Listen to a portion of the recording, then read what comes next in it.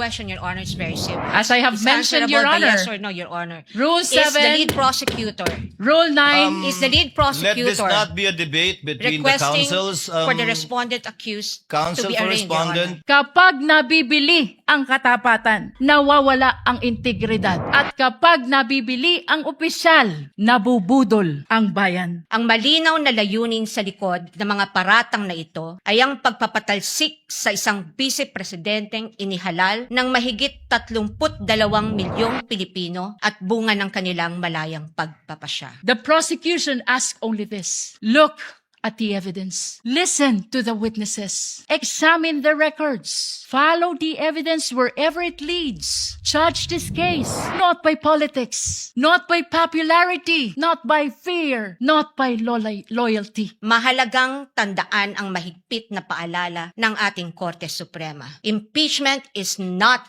a purely political proceeding. Kailangang naayon sa batas at Article basis after the conclusion of the trial of this impeachment case, Your Honor. The chair will respond. Unless the counsel for respondent would like to say something about the motion of the distinguished lead prosecutor. yes, Your Honor, may I comment? The lead before may proceed. Before the presiding officer can rule on the motion or request of the lead prosecutor. But before I give my comment, may I just clarify if the lead prosecutor is now making a motion to arraign the respondent accused.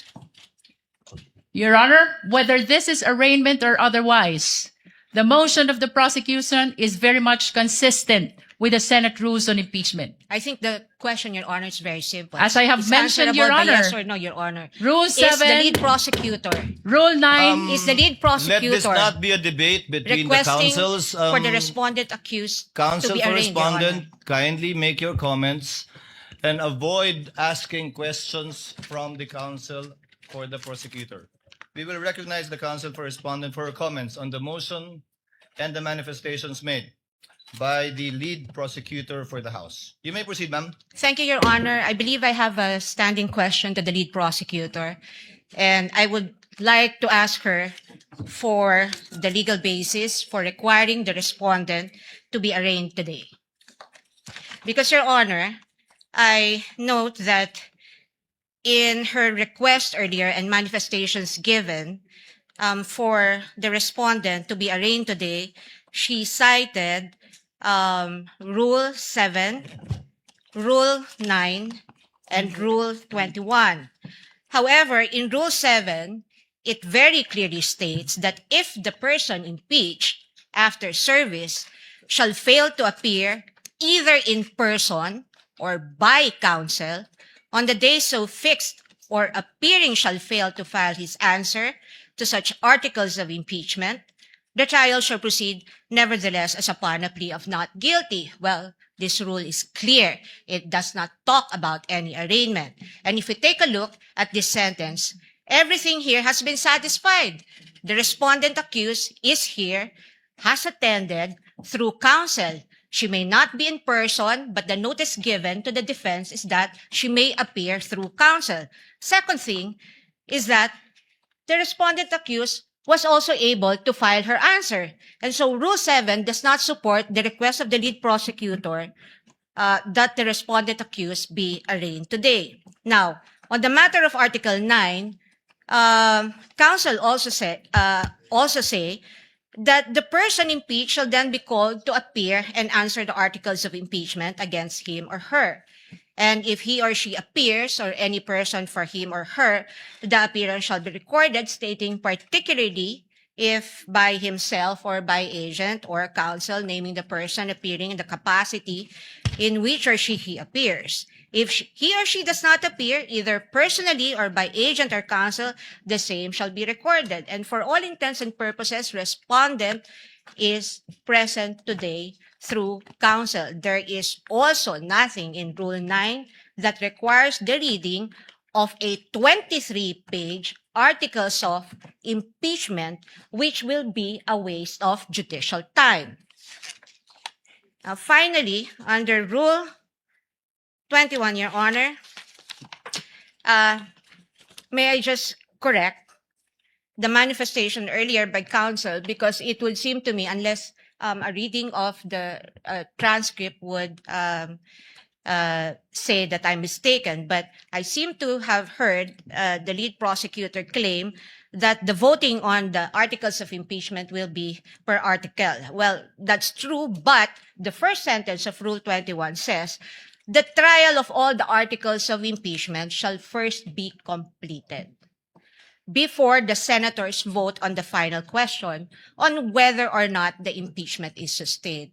Now, honestly, I do not see how Rule 21 is related to the motion now being requested or propounded by the lead prosecutor. And at any rate, Your Honor, given that the respondent is represented by her counsel today, and this is consistent, her appearance is consistent with the notice given and in accordance with the rules on rules of procedure of this court, then we can enter her plea on her behalf. The arguments of the parties are duly noted. Chair will now make its ruling.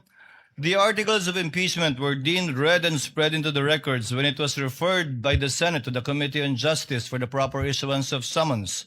And a plea of not guilty will only be entered in accordance with our rules in behalf of the Vice President if she does not file an answer. But in this case, she has filed an answer and in fact has appeared through counsel.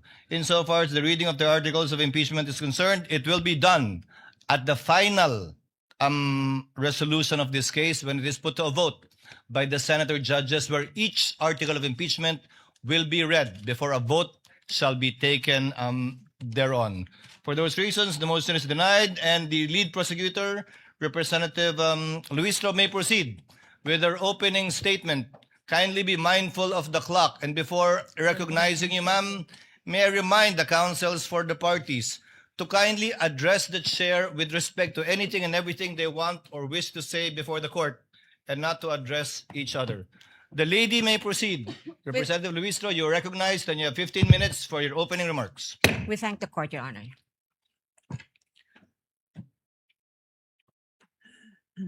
Mr. Presiding Officer, the Honorable Cheese Escudero, the Honorable Senate President, Honorable Win Gatchalian, sa atin pong mga kagalang-galang na Senator Judges, mga minamahal na kababayan, sa loob ng bulwagan o sa labas man, mga nakatutok sa telebisyon, sa cellphone o sa radyo, saang sulok man ng mundo kayo naroroon. Maraming Pilipino ang nagtatanong ngayon, bakit mahalaga ang paglilitis na ito? Ano ang kaugnayan nito sa buhay ng ordinaryong Pilipino? Lubos po naming nauunawaan ang mga tanong na yan. Sa katunayan, may isang driver na nagtatanong, paano sasapat ang kita sa pasada upang mapakain niya ang kanyang pamilya? May isang OFW na nagtatanong, hanggang kailan kailangan lumayo upang mapaaral niya ang kanyang mga anak? May isang guro na nagtatanong, paano pagkakasyahin ang kanyang sahod sa dami ng utang na hinuhulugan? May isang manggagawa na nagtatanong, hanggang kailan magtitiis sa pansamantalang trabaho at kakarampot na sweldo? Sa unang tingin, maaring sabihin na malayo sa buhay nila ang paglilitis na ito. Ngunit hindi. Hindi po. Sapagkat ang usapin ngayon ay patungkol sa isang bagay na pag-aari nilang lahat. Ang kanilang pera, ang kanilang tiwala, ang kanilang karapatan na maningil ng pananagutan mula sa mga pinuno na kanilang pinagkatiwalaan. Kapag ang isang empleyado ay nagkamali ng paggamit ng pera ng kumpanya, siya ay pinagpapaliwanag. Kapag ang isang barangay treasurer hindi maipaliwanag ang nawawalang pondo, siya ay iniimbestigahan. Kapag ang isang principal ay naglustay ng pera ng bayan, kahit 5,000 lang yan, siya ay pinaparusahan. Natural lamang na magtanong ang sambayanan kung ang ordinaryong Pilipino ay pinapanagot. Bakit hindi ang pinakamakapangyarihan na opisyal ng pamahalaan? Ito ang dahilan kung bakit mahalaga ang paglilitis na ito. Hindi upang usigin ang isang tao, hindi upang maghiganti sa kalaban, hindi upang manalo sa politika, kundi upang sagutin ang isang tanong na napakahalaga sa kinabukasan ng ating republika. May saysay pa ba ang pananagutan sa ating bansa? Sapagkat ang kasong ito ay higit at lampas sa sino mang opisyal. Higit at lampas sa anumang partido. Higit at lampas sa alinmang administrasyon. Your Honors, the framers of the Constitution understood that there may come a day when extraordinary power would be entrusted to extraordinary office. They also understood that there may come a day when trust would be broken. And that is why they gave the House of Representatives the power to impeach and the Senate the duty to judge. Not to punish political opponents, not to settle political scores, but to protect the republic itself.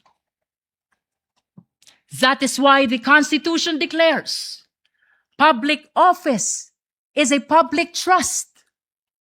Ang kapangyarihan ay hindi pag-aari ng sino mang opisyal. Hiram lamang ito sa taong bayan. At ito ang dahilan kung bakit naririto tayo ngayon. Your Honors, the prosecution will present exactly what the Constitution requires. Evidence. Hindi chismis. Hindi haka-haka. Hindi propaganda. At lalong hindi SOCMED narrative. Evidence. Official records. Financial documents. Government reports. Video recording. Statements under oath, independent findings of institutions created by law. Mga dokumento na hindi bumoboto. Mga records na walang partido. Mga katotohanan na walang kulay pampolitika. Sa unang tingin, maaring magmukhang magkakahiwalay ang 4 articles of impeachment. Confidential fund, unexplained wealth, bribery and corruption, threat against constitutional order. But these are not 4 separate stories. These are 4 chapters of the same story. Story about power exercised without accountability. Story about public trust betrayed. Story about public office that stopped answering to the public. On the first article of impeachment, the evidence will show that more than 612 million pesos in confidential fund entrusted to the office of the Vice President and the Department of Education were disbursed, transferred, and liquidated under circumstances that cannot withstand scrutiny. 612 million pesos. Hindi ito pera ng gobyerno. Pera ito ng sambayanan. Pera ng manggagawa. Pera ng magsasaka. Pera ng OFW. Pera ng guro. Pera ng bawat Pilipino na nagbabayad ng buwis at nagtitiwala na gagamitin ito ng tama. The evidence will show liquidation reports supported by questionable documents. The evidence will show acknowledgement receipts bearing names government records could not verify. Names that transformed accountability into a mockery. Pananagutan na naging kalokohan. Names that insulted the intelligence of the Filipino people. Mary Grace Piatos, Milky Sikuya, Kokoy Villamin.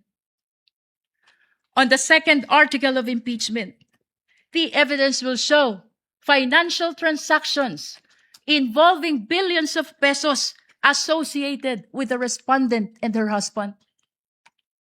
Billions. Hindi milyon, bilyon. At habang milyon-milyong Pilipino ang nagtratrabaho at nag-iipon buong buhay upang magkaroon ng sariling bahay, makapagpaaral ng mga anak, magkaroon ng kaunting seguridad para sa pamilya. Aba, bilyon-bilyong piso ang dumaan sa mga bank accounts na hindi maipaliwanag ng maayos. This article is not about wealth. This is about accountability. This is about explanation. If wealth was lawfully acquired, where is the lawful explanation? If transactions were proper, where is the complete accounting? If numbers truly add up, then why do they refuse to reconcile? On the third article of impeachment, the evidence will show bribery, graft and corruption through the distribution of cash payments and monetary gifts to officials under the supervision of the respondent. This article is not simply about envelopes. This is about institution. This is about whether loyalty was purchased rather than earned. Government cannot function if loyalty is purchased instead of earned. Kapag nabibili ang katapatan, nawawala ang integridad. At kapag nabibili ang opisyal, nabubudol ang bayan. Perhaps the greatest tragedy is where the conduct allegedly occurred. In the Department of Education. Tama po sa DepEd. The institution entrusted with teaching future generations honesty, responsibility, integrity. On the fourth article of impeachment, the evidence will show culpable violation of the Constitution, high crime, betrayal of public trust through conduct that threatens constitutional order. Among all allegations before this court, none strikes more directly at the heart of constitutional order than this one. Ito na po ang pinakamatindi. And unlike in many cases, which depends upon competing accounts, this evidence comes substantially from the respondent's own recorded public statements. The court will see them. The court will hear them. The court will judge them. Public officials may disagree. We may criticize one another. They may compete fiercely for power. That is democracy. But democracy ends when violence begins. Sa kasaysayan ng ating republika, walang vice presidente na may kaibigan na hitman. Ngayon lang. Walang vice presidente na nagpapapatay ng Pangulo. Ngayon lang. Walang vice presidente na handang magpapatay para lamang makaupo sa pwesto. Ngayon lang. The Constitution provides many means on how to resolve political conflict. Election, legislation, public debate, judicial review, and even impeachment. But it does not permit threats. It does not permit violence. It does not permit people entrusted with power to place themselves above constitutional restraints. Your Honors, at the center of this case lies a simple question, perhaps the most important to any republic. When the people entrust power to a public official, does the public official remain accountable to the people? Or do the people become accountable to the public official?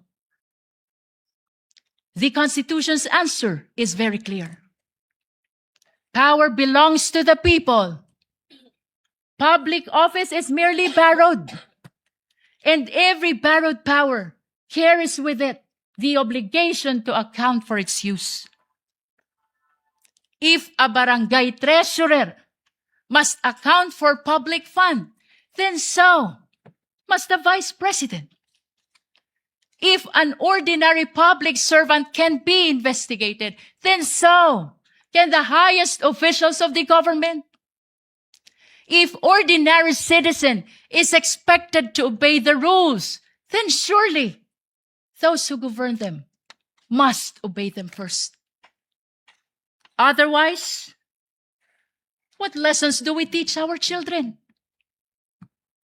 That there is law for the powerful and another for everyone else? That accountability exists only for the weak? That public office grants immunity against accountability? Your Honors, this is not the republic envisioned by the Constitution. This is not the republic deserved by the Filipino people. Therefore, the prosecution asks only this. Look at the evidence. Listen to the witnesses. Examine the records. Follow the evidence wherever it leads.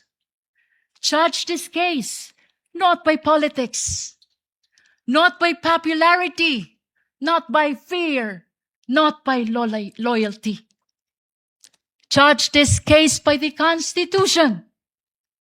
Judge this case by the evidence.